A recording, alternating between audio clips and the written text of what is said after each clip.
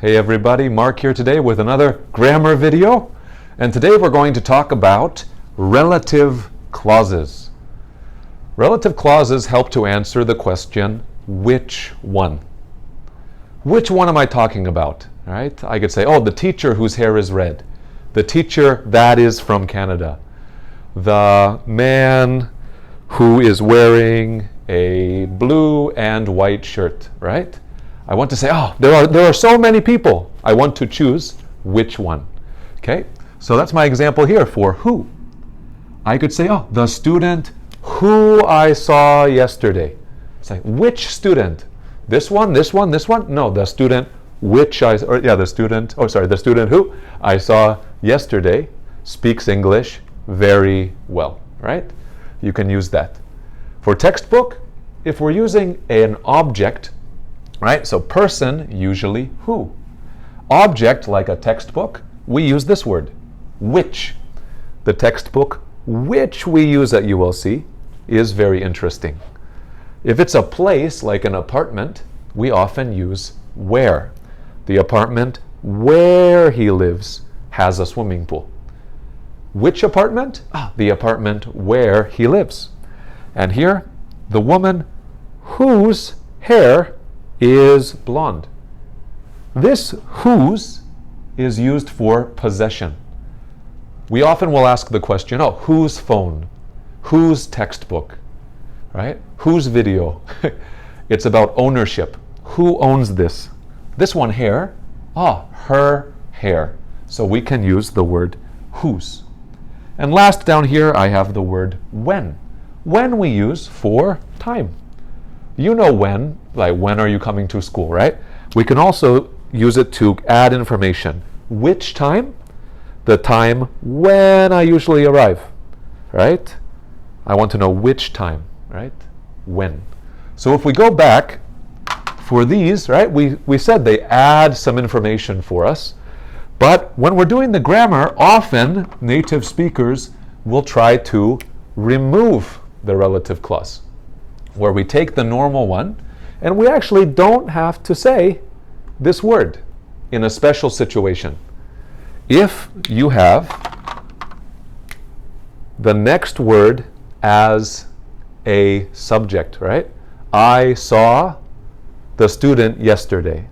This is a subject, verb. This is actually our object.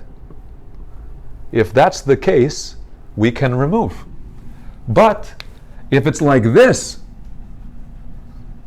here I have the student who saw me yesterday.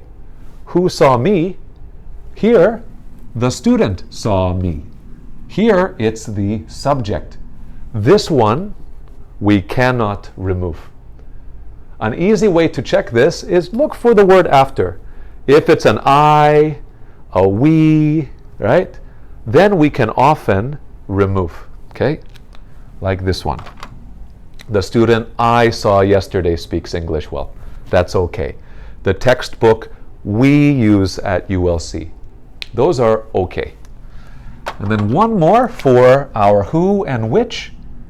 We can also use that. The student that I saw. The textbook that we use. So another easy way, if you're not sure, that works for both who and which. It's okay. So if we continue down to where we cannot change to that, but there's another way we can change where. The apartment where he lives has a swimming pool.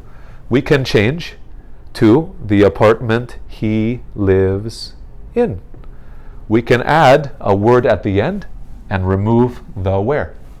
The apartment he lives in has a swimming pool. That's also okay. Now we go to the very bottom, okay? The woman whose hair is blonde is a teacher at ULC.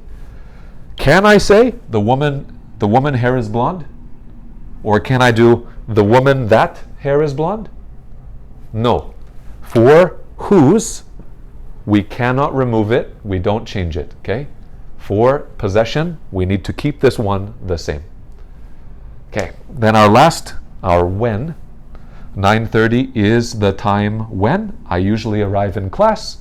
For this one, often this thing, the time, we can actually remove this and do 9:30 is when I usually arrive in class.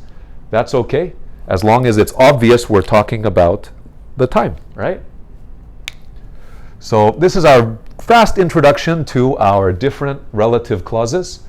If you can, I'd like you to try to use one of these, who, which, where, whose, when, or that, to make your own sentence about someone in your life, someone in your class.